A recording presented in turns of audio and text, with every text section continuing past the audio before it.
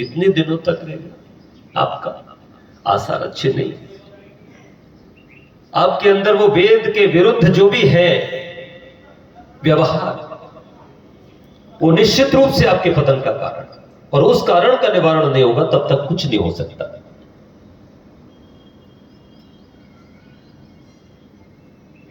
महर्षि दयानंद आए, ये मरने ही वाली थी जाति हिंदू, बस थोड़ा सा जीवन दे दिया, 100-200 साल और बच गई, लेकिन कर्म वो ही कर रही है, नहीं छोड़े। तो फिर एक और भी दयानंद आ जाए, ऐसे 10 भी आ जाए तो भी नहीं बचने वाले। उन बहुत सारे कारणों की चर्चा मैं अभी नहीं करूंगा, मैं एक ही कारण की चर्चा कर रहा हूं, और वो ये कि ब्राह्मण, क्षत्रिय और वैश्य और शूद्र, ये 4 वर्ण हैं। ये वैसे ही है जैसे बैंक में 4 होते हैं, मैनेजर, गार्ड, कैशियर और पियोन, चपरासी। किसी को कोई संकेत नहीं मिलता? क्या कोई संदेह होता है जब आप बैंक जाते हो? चपरासी में, मैनेजर में, कैशियर में और गार्ड में, बोलो ट्यूनिंग है कि नहीं है? आपस में चारों में ट्यूनिंग है, और कोई किसी का विरोधी नहीं होता, बल्कि सब एक दूसरे से हेल्पफुल होकर के एक साथ बैठ के खा भी लेते हैं।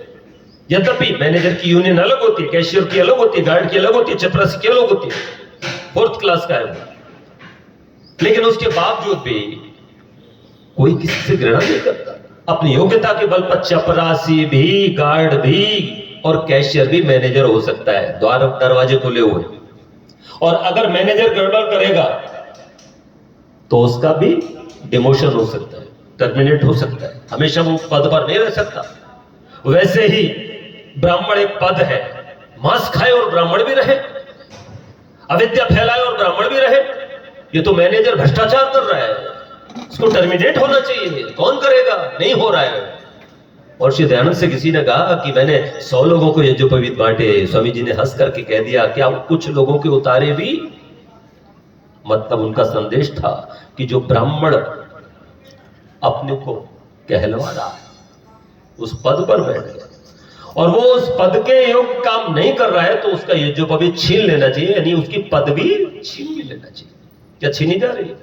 नहीं छीनी जा रही। इसीलिए संस्थाएं चौपट हो रही है, इसीलिए देश चौपट हो रहा है। तो ब्राह्मण कोई अपने को कहने को तैयार नहीं।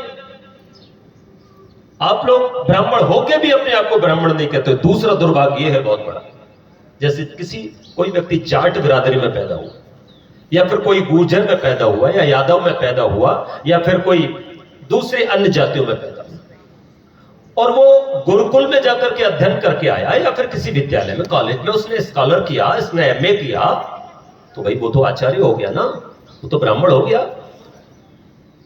वो पढ़ने पढ़ाने का काम कर रहा है, या फिर वो मस्तिष्क का कोई भी दूसरा काम कर रहा है। दुनिया के जितने वैज्ञानिक हैं, जितने आविष्कारक हैं, जितने आर्किटेक्ट हैं, जितने भी जो इंजीनियर हैं, वो सारे के सारे अध्यापक आदि सब ब्राह्मण की संज्ञा को प्राप्त हैं। वो सब ब्राह्मण है, लेकिन कोई अपने आप को कहता ही नहीं। जब बात आती है लिखने की, तो कोई अपने आप को वहां कॉलम में ब्राह्मण लिखता ही नहीं, जबकि आपको ब्राह्मण लिखना चाहिए। सुधार केवल आर्य समाज ही या केवल वही ऊपर वाले लोग नहीं करें, गड़बड़ नीचे भी। और जहां तक जातिवाद की बात है, कोई अपनी जाति को छोड़ने को तैयार नहीं। तो जातिवाद खूब आवे, और जन्म से ही सारे मान, कोई भी ऐसा नहीं, ब्राह्मण भी मान रहे हैं तो नीचे वाला भी मान रहा है, वो भी अपनी जाति को छोड़ने को तैयार नहीं। कोई भी जाति को छोड़ने को तैयार नहीं। अरे न छोड़ो, लेकिन वर्ण को तो सिद्ध करो। अपने आगे वर्ण, तो अपने मन में तो ये भाव जगाओ कि मैं उस वर्ण का हूं। आपका बेटा फौज में है तो क्षत्रिय है, वो शूद्र कैसे हो गया?